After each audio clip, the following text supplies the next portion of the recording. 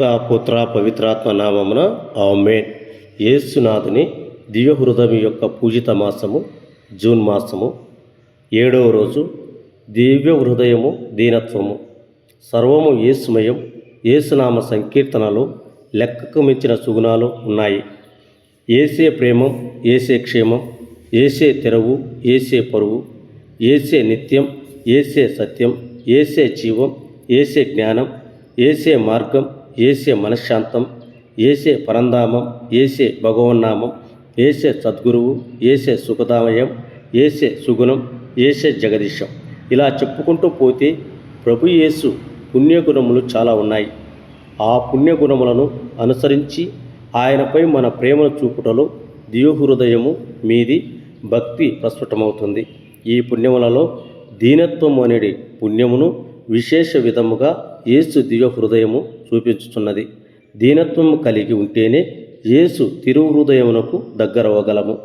ఫిలిప్పీయులు రాసిన లేఖ 2వ అధ్యాయము 1వ వచనం నుంచి 11వ వచనం వరకు చదివితే యేసు దీనత్వము మనకు బోధపడుతుంది. స్వార్థముతో కానీ అహంభావంతో కానీ ఎట్టి పని చేయకూడదు.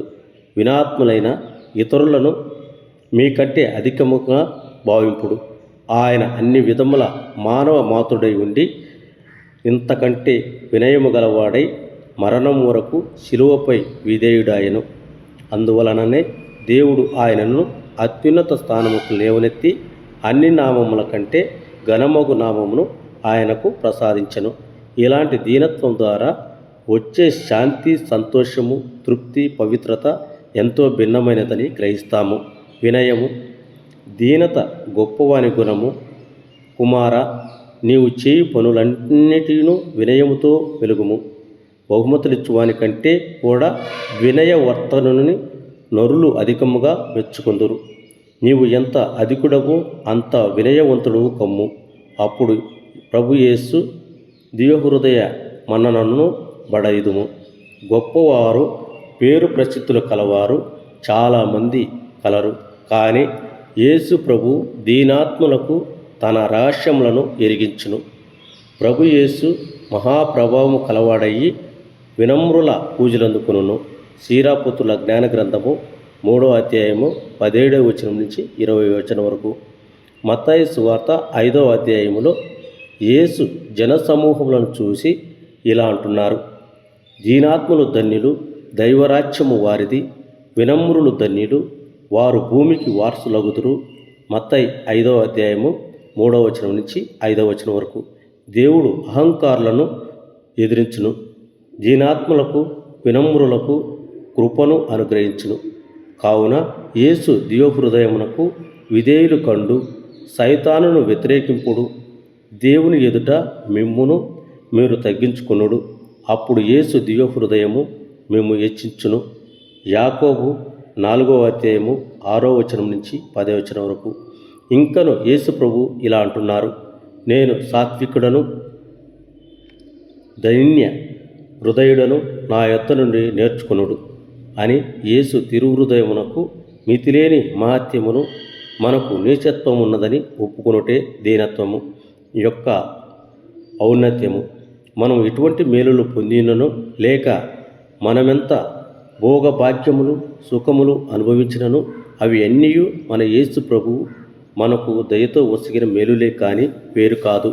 ఈ మేలులన్నిటినీ ఎలాగూ ఉపయోగిస్తామని ఒకనాడు ఆ యేసు ప్రభువునకు లెక్క చెప్పవలేను. ఎందుకనగా ఆ మేలులన్నీ ఆయన సొంతమైనవి. మన సొంతమేదనగా మన పాపములు, మన తప్పిదములు, ఇవి కాక మన సొంతమైనది ఏమీ లేదు. కాబట్టి ఇతరుల కంటే యేసు ప్రభు మనకు అధికముగా ఇచ్చినందుచేత వారికి మాత్రమే మేలెరిగిన స్తోత్రము చేసి పరుల కన్నా మనమే మంచివారమని తలంచక ఇతరులను నిందించకూడదు. ఉదాహరణకు పరిసయ్యుడు, సుంకరి ఉపమానమును గుర్తు చేసుకొనండి. పరిసయ్యుడు తన సత్క్రియలను పొగడి మెచ్చుకొని సుంకరుని నిందించాడు. సుంకరుడు దూరముగా నిలబడి ఆకాశం వైపు కన్నులెత్తుటకైనను సాహసింపక రొమ్ము పాదుకొనుచు, ఓ దేవా, ఈ పాపాత్ముని కనికరింపుము అని ప్రార్థించెను. సర్వేశ్వరుని సముఖమునకు తనను తాను తగ్గించుకున్నాడు. దేవుని ఎదుట నీతిమంతునిగా పరిగణింపబడి ఇంటికి వెళ్ళినది ఈ సుంకరియే కానీ ఆ పరిచయుడు కాదు. ఏలన తన్ను తాను హెచ్చించుకొనివాడు తగ్గించబడును, తన్ను తాను తగ్గించుకొనివాడు హెచ్చింపబడును. లూకాసు వార్త 18వ అధ్యాయము 9వ వచనం నుంచి 14వ వచనం వరకు. ప్రభు యేసు తన శిష్యుల పాదాలు కడిగి చూపిన ప్రేమ సేవా తత్పరత భావానికి మూలాధారము. దీనత అని వేదశాస్త్రులు చెబుతున్నారు. స్వల్ప గాలి వీచగానే వ్రేళ్ళు లేని మ్రాను క్రింద పడిపోవులాగున దీనత్వం లేని ఏ పుణ్యము నిలువజాలదు. పునీత గ్రెగోరీ గారు ఇలా అంటున్నారు: దీనత లేకయే తక్కిన పుణ్యములను అనుసరింపవచ్చునని చెప్పువాడు పెనుగాలి వీచినప్పుడు తెరచిన చేతితో తేలికైన ధూళిని కాపాడు ప్రయాసపడువానికి సమానము. అంతేకాదు మోక్షరాజ్యంలో ప్రవేశించుటకు దీనత్వము అత్యావశ్యమును అంటున్నారు.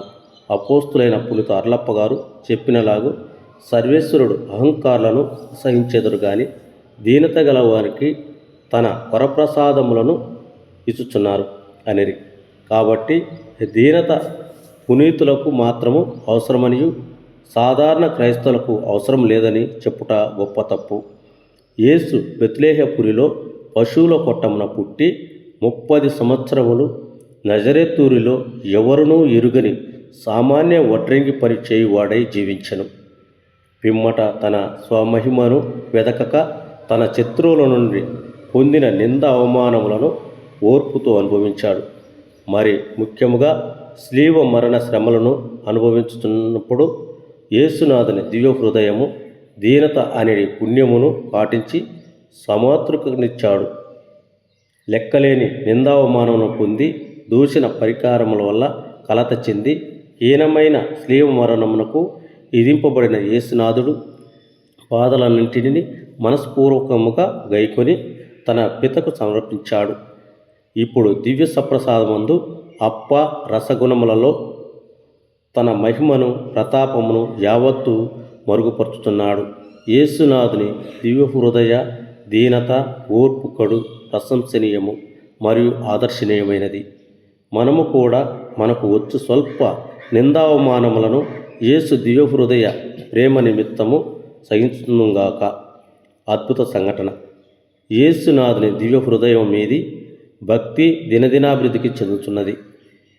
ఆ దివ్య హృదయమునకు కృతజ్ఞతా స్తోత్రములు చెల్లించుటకై అనేక క్రొత్త దేవాలయములు ప్రతిష్ఠింపబడుట మహా ఆనందకరముగా ఉన్నది. దక్షిణ భారతదేశంలో విహారయాత్రకు ఇంపైన కొండ ప్రదేశమునందు కొడైకెనాల్ అనే పట్టణం ఉన్నది.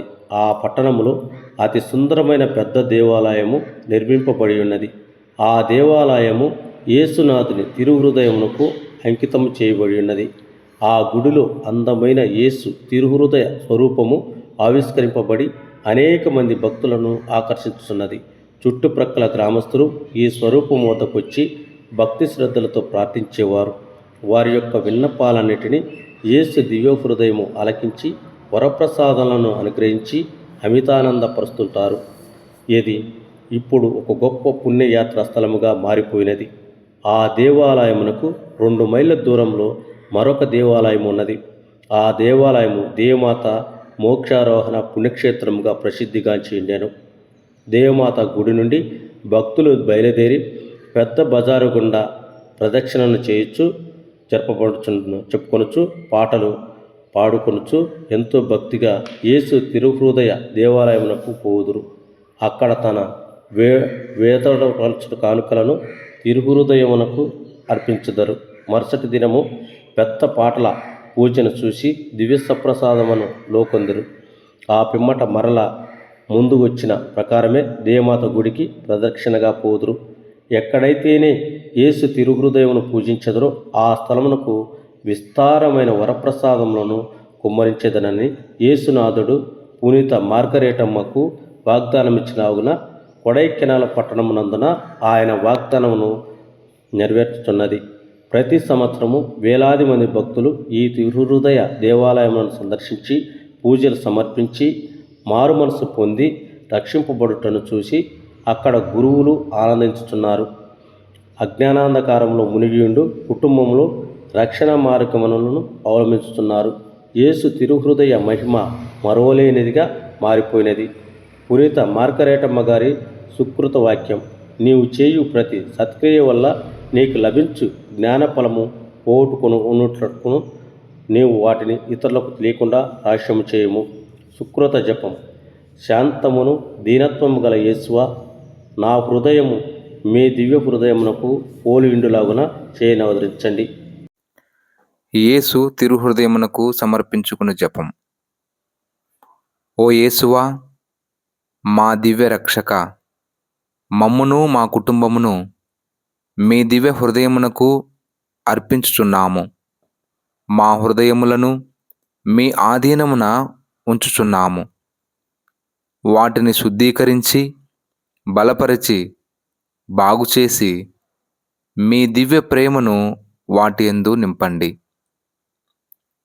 ఓ మహాప్రేమగల తిరుహృదయమా, ఈ లోకములో మీరు మాకు బలముగను జీవముగమును ఉండి మరులోకంలో నిత్యకాలమునకు మా ఆనందమునకు భాగ్యమునై ఉందురుగాక. ఆమేన్. ప్రభు మీతో ఉండునుగాక, మీ ఆత్మతో ఉండునుగాక. సర్వశక్తిగల సర్వేశ్వరుడు పిత, పుత్ర, పవిత్రాత్మ దేవుడు మిమ్మును మీ కుటుంబములను సదా ఆయురారోగ్యములతో శాంతి సమాధానముతో దీవించి కాచి కాపాడునుగాక. ఆమేన్.